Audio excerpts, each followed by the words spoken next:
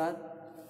दोस्तों, हमारे घरों में हमारे फुआ के यहाँ मुंडन का कार्यक्रम होने जा रहा है, तो मैं कुछ गाना मुंडन का तैयारी किया हूँ। हमारा स्टेज प्रोग्राम भी होने वाला है, विलेज है संत नगर, तो मैं वहाँ पे मुंडन का गाना जो अपना तैयारी किया हूँ, तो सोचा हूँ कि आप लोगों को शेयर कर दूँ। 16 अप्रैल को हमारे बिहार में हमारे फुआ के यहाँ मुंडन, हमारी भाभी लड़कों लोग का मुंडन होने जा रहा है, तो उसमें मैं कुछ गाने को तैयारी किया हूँ मुंडन का। वैसे तो कहा जाता है बिहार में लेडीज़ वाला गाना नहीं गाया जाता, लेकिन मेरे को अच्छा बहुत लगता है, तो मैं अपना गाना गाया करता हूँ अकेले में। तो गाना बहुत ही अच्छा गाना है, स्वर समदन जैसा है।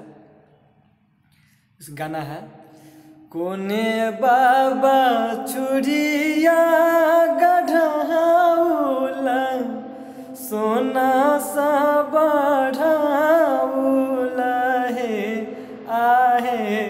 कोने बाबा चुरिया गढ़ाउला सोना सा बढ़ाउला हे आहे।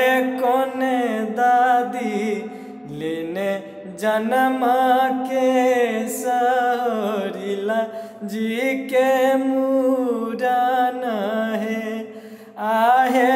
कोने बाबा आहे कोने दादी लेने जन्म के सहोरिला जी के मुरान है आहे। अपन बाबा चुरिया गढ़ाउला सोना सा बढ़ाउला हे आहे। अपन बाबा चुरिया गढ़ाउला सोना सा बढ़ाउला हे आहे। अपन दादी लेने जन्म के सहोरिला जी के मुरान है आहे। अपन दादी लेने जन्म के सहोरिला जी के मुरान है आहे। बेपुर हजामा लाल धोती सोना के कैंची रे आहे। संत नगर हजामा के लाल धोती सोना के रे कैंची रे आरे।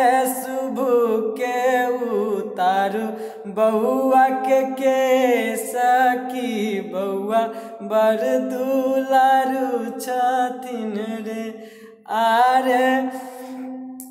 बेपुर हजामा लाल धोती सोना के रे कैंची रे आरे। शुभ के उतार बउआ के सखी बउआ बड़ दुलारू छथिन रे आरे। कोने बाबा चुरिया गढ़ाउला सोना सा बढ़ाउला हे आहे। कोने बाबा चुरिया गढ़ाउला सोना सा बढ़ाउला हे आहे। कोने दादी लेने जन्म के सहोरिला जी के मुरान है आहे। कोने दादी लेने जन्म के सहोरिला जी के मुरान है आहे। कोने नानी लेने बहुआ के सखी होरिला जी के मुरान है, होरिला जी के मूरन है, मूरन है, मूरन है। जय मिथिला, जय मैथिली।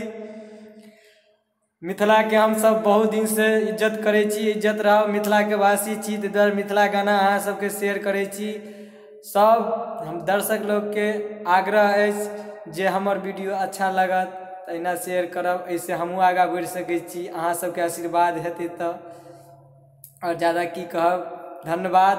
अच्छा लगा तो शेयर करी। प्रणाम और शुभ संध्या। दोपहर अखन होइ छै, आगे डे शुभ मंगल कार्यक्रम। फिर मिलै छी, फिर अगर नया हमरा गाना कोनो होठो पर आयत तऽ अहाँ सबके शेयर करब। धन्यवाद, thank you, have a nice day, by.